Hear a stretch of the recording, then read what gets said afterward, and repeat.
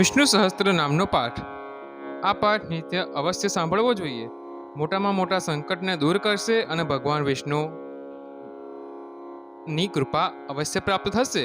જે મનુષ્ય નિત્ય 3 વાર આ સ્તોત્રનો પાઠ કરે છે તેના કરોડો કલ્પના પાપ ધીમે ધીમે બળી જાય છે.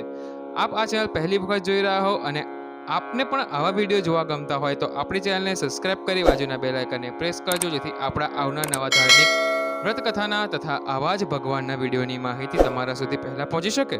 મિત્રો, આ જે પાઠ સાંભળે છે તેના પર બધા ઉપગ્રહો શાંત રહે છે અને કરોડો ગાયોના દાનનું પુણ્ય પ્રાપ્ત થાય છે. ઓમ વિષ્ણવે નમઃ. અંત વિનાના હજારો સ્વરૂપવાળા, હજારો ચરણ મસ્તક સાથળ અને બાહુવાળા પરમાત્માને નમસ્કાર હો.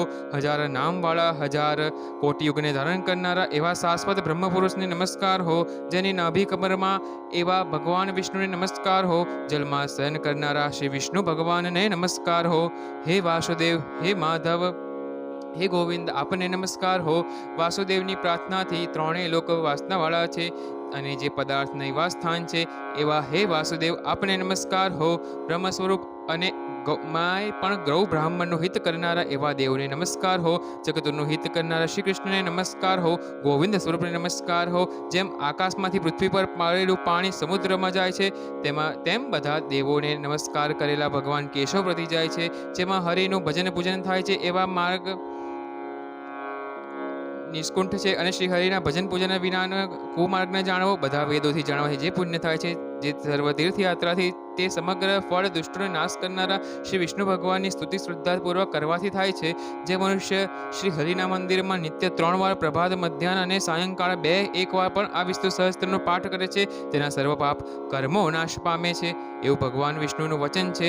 જે મનુષ્ય આ સ્તોત્ર પાઠનો ભક્તિભાવ કરે છે તેના શત્રુઓ બળી જાય છે, તેના ઉપર સર્વે ગ્રહો શાંત રહે છે અને સર્વ પાપ વિનાશ પામે છે. જેને શ્રદ્ધાપૂર્વક આ સ્તોત્રનું ધ્યાન કર્યું છે, પાઠ કર્યા છે, તેને સર્વદાન આપ્યા અને દેવોની રૂડા પ્રકારની પૂજા કરી તેમ સમજવું. જે મનુષ્ય દરેક બારસના દિવસે મારી સ્વામી આ પાઠ કરે છે તેને આ લોકો કે પરલોકમાં કોઈ પણ ઠેકાણે ભય રહેતો નથી અને તેના કરોડો કલ્પના પાપ ધીમે ધીમે બળી જાય છે. હે અર્જુન, જે મનુષ્ય પીપળાની પાસે કે તુલસીની પાસે બેસીને આ વિષ્ણુ સહસ્ત્ર નામનો પાઠ કરે છે તે કરોડો ગાયોના દાનનું ફળ પ્રાપ્ત થાય છે. વિષ્ણુ સહસ્ત્ર નામનો પાઠ કરે છે તે મોક્ષ પામે છે અને તેમાં પણ બ્રહ્મ ઇત્યાદિ ઘોર પાપ હોય તો પણ તે સર્વનાશ પામે છે એવું ચક્રધારી ભગવાનનું વચન છે. એથી શ્રીજન્મ મહાભીમ યુધિષ્ઠિર સંવાદે શ્રી વિષ્ણુ દિવ્ય સહસ્ત્ર સ્તુતે સંપૂર્ણ શ્રી કૃષ્ણાર્પણમસ્તુ.